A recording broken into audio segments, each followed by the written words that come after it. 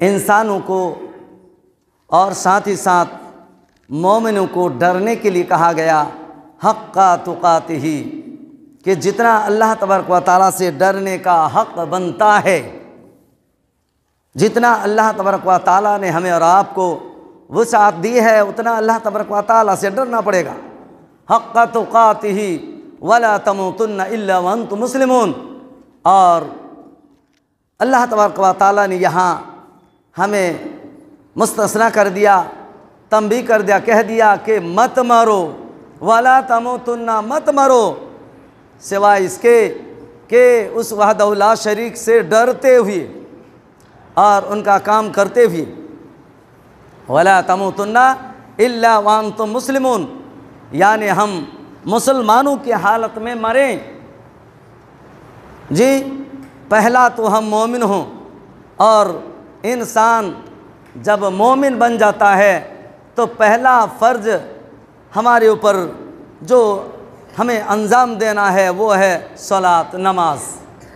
5 वक्तों की नमाज़ें हमें अदा करनी है। बारहा उलमा हजरात और ख़तीब हजरात आपको बताते रहे हैं कि 5 वक्त यानी दिन और रात में 5 मरतबा मस्जिदों की हाज़िरी देनी है। और अल्लाह तबारक व तआला ने दूसरी जगह फरमाया वाक़ीमुस्सलात व आतुज़्ज़कात। जी, सलात कायम करो और ज़कात भी दो। व आतुज़्ज़कात, जिसके पास माल है, जिसके पास दौलत है, जिसके पास अनाज हैं, उतने अनाज हैं जो खाने से ज़्यादा हो गया आप पर, या फिर खाने भर है और फिर भी उसमें से खर्च करना होगा। चूँकि अल्लाह तबारक व तआला ने ये भी बताया, कोई गोशा अल्लाह तबारक व तआला ने नहीं छोड़ा हमारी कामयाबी के लिए। तो हमारे कामयाबी का राज इसी में है कि वअन्फ़िक़ू मिम्मा रज़क़नाकुम मिन क़ब्लि अन यातिया अहदकुमुल मौत। और अल्लाह तबारक व तआला के रास्ते में इन्फ़ाक़ फ़ी सबीलिल्लाह करो, यानी सबीलिल्लाह, अल्लाह ताला के रास्ते में खर्च करो। खर्च करने के बारे में अल्लाह तबारक व तआला ने ताकीद की है और कईयों जगह ताकीद की है। जी हाँ, लेकिन हम उस सिलसिले में गौर व फ़िक्र नहीं करते। जी, यहाँ अल्लाह तबारक व तआला ने हमारे आखिरी नबी हज़रत मोहम्मद मुस्तफ़ा सल्लल्लाहु अलैहि वसल्लम को दुनिया में क्यों भेजा था? अल्लाह तबारक व तआला ने कमोबेश 1,24,000 पैगम्बरों को इसलिए भेजा ताकि इंसान हजरात को राह दिखाएं, सिराते मुस्तकीम दिखाएं। इसी को कहा गया, अल्लाह तबारक व तआला ने भी फरमाया और उसके बाद नबी सल्लल्लाहु अलैहि वसल्लम ने फरमाया कि हाज़ा सिराती मुस्तकीमा, और यही सीधा रास्ता है। जी, तो जब हम कलिमाए शहादत पढ़ते हैं तो हमारे ऊपर 5 वक्ता फ़र्ज़ नमाज आयद हो जाती है कि उसको पाबंदी से हमको अदा करनी है। और जितने इस्लाम के ईमान के 5 रुकन हैं और इस ईमान के 70 से भी ज़्यादा शाखें हैं, डालियाँ हैं, उन्हें भी हमें पेश नज़र रखना है और उसके बाद अमल करना है। अमल से ज़िंदगी बनती है, जन्नत भी जहन्नम भी। अमल से ज़िंदगी बनती है, जन्नत भी जहन्नम भी। तो हमें जन्नत बनानी है, जहन्नम से डरना है, जहन्नम को पेश नज़र भी रखना है और उससे डरना है। जब हम उनसे डरेंगे तभी हम जन्नत का काम करेंगे और हमेशा हमेशा रहने का काम हो जाएगा। जी, तो आखिरी नबी हज़रत मोहम्मद मुस्तफ़ा सल्लल्लाहु अलैहि वसल्लम को अल्लाह तबारक व तआला ने बिल्कुल आखिर में भेजा। नबियों का पहला हज़रत आदम है और बिल्कुल आखिर में हज़रत मोहम्मद मुस्तफ़ा सल्लल्लाहु अलैहि वसल्लम को भेजा। तारीख़ थी रबीउल अव्वल की 9वीं तारीख़। अब कुछ दिनों में रबीउल अव्वल का महीना आने ही वाला है। उसमें एक एक करके फिर आप हजरात उलमा के मुँह से सुनेंगे अल्लाह तबारक व तआला आपको सुनने और अमल करने की तौफीक बख्शे, आमीन। तो मैं ये कह रहा था कि नबी सल्लल्लाहु अलैहि वसल्लम दुनिया में आए और आने के बाद बखूबी अपने काम को निभाया। अपना जो मशगला था, अपना जो मिशन था, उसको आपने निभाया। और आप जानते हैं कि 9 तारीख को हज्जतुल विदा के मौके पर, 9 तारीख को जिलहिज्जा की 9 तारीख को हज्जतुल विदा के मौके पर यानी हज के दिन यौम अरफात में आप अपने साथियों के साथ, अपने सहाबियों के साथ, अपने चाहने वालों के साथ, इस्लाम को मानने वालों के साथ, ईमानदारों के साथ, मुसलमानों के साथ, उसमें महाजिर भी थे और उसमें अंसार भी थे, उसमें अजमी भी थे और उसमें अरबी भी थे। तो सारे हजरात इसमें जमा हुए थे हज्जतुल विदा के मौके पर। जी हाँ, तो हज्जतुल विदा के मौके पर आप सल्लल्लाहु अलैहि वसल्लम ने तंबीह किया और हिदायत दी मुसलमानों को, एक एक करके आपने समझाया। तो सबसे बड़ी बात जो थी, आपने फरमाया कि लन तज़िल्लू मा तमस्सकतुम बिहिमा किताबुल्लाह व सुन्नती। जी, आपने फरमाया कि उस वक्त तक लोग गुमराह नहीं होंगे, हरगिज़ नहीं, हरगिज़ नहीं। तंबीह किया है कि लन तज़िल्लू मा तमस्सकतुम बिहिमा, हरगिज़ गुमराह नहीं होंगे आप लोग, या तुम लोग गुमराह नहीं होगे। कब तक? जब तक कुरान को पकड़े रहोगे। अल्लाह का कलाम जो दस्तूर का कलाम है, तो दस्तूर का कलाम 2 तरह के हैं, एक मतलू और एक गैर मतलू, यानी एक तिलावत करने वाली किताब और दूसरी तिलावत ना करने वाली किताब। लेकिन हाँ, ध्यान रहे कि हम उसको स्टडी करें, हम उस पर नज़र रखें।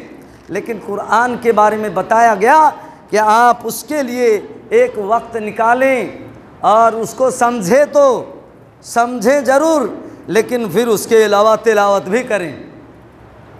उन्हें सवाब के खातिर, उन्हें नेकी के खातिर तिलावत भी करें और उसके लिए भी एक वक्त निकालें और समझने का भी काम करें। तो कुरान को हम यूँ ही नहीं समझ सकते जबकि उसके साथ हदीस ना हो। और इसीलिए अल्लाह तबारक व तआला ने फरमाया कि खैरुकुम मन तअल्लमल कुरान व अल्लमहु। और इसीलिए अल्लाह तबारक व तआला ने हमें बहुत बड़ा फरीज़ा अदा करने के लिए कहा है, और ये फ़र्जियत है हमारे ऊपर। क्या कहा अल्लाह तबारक व तआला ने? फ़रीज़तुन अला कुल्ले मुस्लिम। जी, के मुसलमानों पर ये फरीजा है कि हम इल्म हासिल करें। और अल्लाह तबारक व तआला ने यह भी फरमाया कि खैरुकुम मन तअल्लमल कुरान व अल्लमहु। तो हमें सीखना पड़ेगा। नबी सल्लल्लाहु अलैहि वसल्लम दुनिया में आए और लोगों को इसी बारे में बताया, इस्लाम ही के बारे में बताया। और आखिरी हज में हज्जतुल विदा जिसको कहा गया, अरफात के मैदान में लोगों को जमा किया। और ये हदीस जो मैंने आपके सामने तिलावत की पेश की कि तुम लोग गुमराह नहीं हो सकते, हरगिज़ नहीं। अल्लाह तबारक व तआला के नबी हज़रत मोहम्मद सल्लल्लाहु अलैहि वसल्लम ने उन दस्तूर के मुताबिक, कुरान के मुताबिक और ख़ुद हदीस के मुताबिक, खुद के सुन्नत के मुताबिक आपको और हमें समझाने की कोशिश की कि हरगिज़ आप गुमराह नहीं हो सकते। इन दोनों चीज़ों को पकड़े रहो और इस पर अमल करो।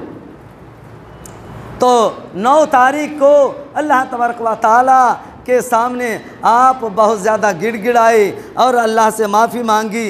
इसलिए हुज्जाज इकराम जाते हैं 9 तारीख को अल्लाह तबारक व तआला के सामने अपने गुनाहों को रखते हैं और इसी तरह अल्लाह तबारक व तआला से दुआ करते हैं। तो हमें चाहिए कि हम इसी हदीस के मुताबिक अमल करने की कोशिश करें कहते हैं अल मुस्लिमूना मन सलिमल मुस्लिमून, एक मुसलमान दूसरे मुसलमानों की हिफाजत करे, उसे देखे। और अल मुस्लिमो अखुल मुस्लिम, एक मुस्लिम दूसरे मुसलमानों का भाई है, एक मोमिन दूसरे मुसलमानों का भाई है। कैसे? आप अगर अच्छे कपड़े पहनते हैं तो आप अपने भाइयों के लिए ख्याल करें, कम से कम आपका दिल चाहे कि मेरा भाई, मेरा पड़ोस वो भी अच्छा पहने। आप अच्छे खाते हैं तो आपका दिल ये भी चाहें कि मेरा मुस्लिम भाई भी अच्छा खाएं और आराम से ज़िंदगी बसर करें, वो भी अच्छा खाएं।